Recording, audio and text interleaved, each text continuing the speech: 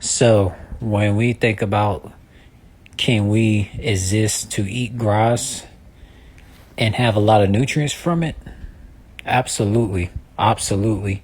Because before a lot of fake processed genetic modified grass that was made by these slave owners, the same slave owners who made genetic modified clouds, genetic modified sun, genetic modified everything.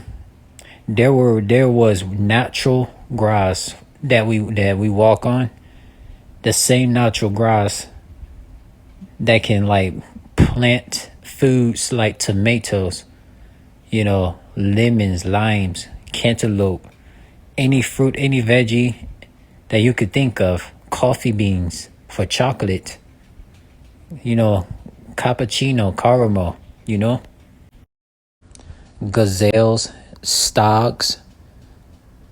Stag is a deer with horns. So like stags and gazelles.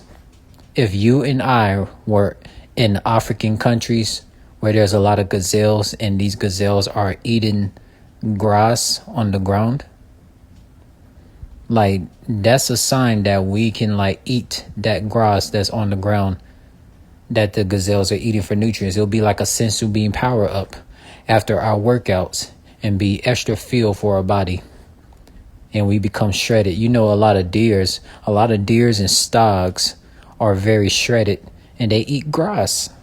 So if you and I was in a wood somewhere where there's a lot of deers and stags and bucks that eat grass and we eat the same grass, we're going to be super strong. Yeah, I agree with you, bro. I think that the grass is real. They don't talk about it. It's never really a topic of conversation. It's never really brought up as an option because there's so much on the earth and that would kill world hunger. Obviously, we would want to eat other things, but like in terms of just raw survival, if people knew like they could survive off of it, like you said, a lot of it's not even real grass right now. But if we could identify the real grass and know what the real grass is and started eating off of it, if every most of the world is like you said, most of the animals are eating off of grass. The soil that the grass is on, like you said, houses all the fruits and vegetables that we eat, trees and everything. So to me, it just makes sense that we can eat and live off of grass and bushes or whatever ones that aren't like poisonous or whatever. A lot of the grass that a lot of animals will eat off for survival and get so much nutrients from. A lot of humans in ancient eras always search for where the nearest grass where animals ate off for survival and feast on it and made warm meals out of grass the way asparagus gets cooked for nutrients because a lot of humans, if they found grass that gazelles and deers eat off of and they get a bucket to fill it up with a lot of grass and take it home to cook and warm it up, that's going to be a lot of nutrients because if the sun makes the grass that gazelles and deers eat off be very nutritious, then of course it's going to make a lot of humans feel very super strong within. And they're definitely there out here.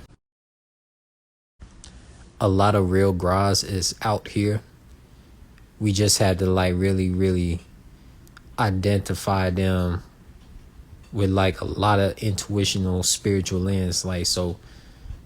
And some of us might be living around real grass that we can like use to eat and like have a whole feast in just our backyard, you know? So it's like, yeah, like a lot of people will be open minded to this and they'll know they will know that, we could eat grass because like, you know, grass is like one of the main sources for the reason why tomatoes and asparagus and green beans, corn, fruits and everything that comes from the mother nature and the father son that makes these things.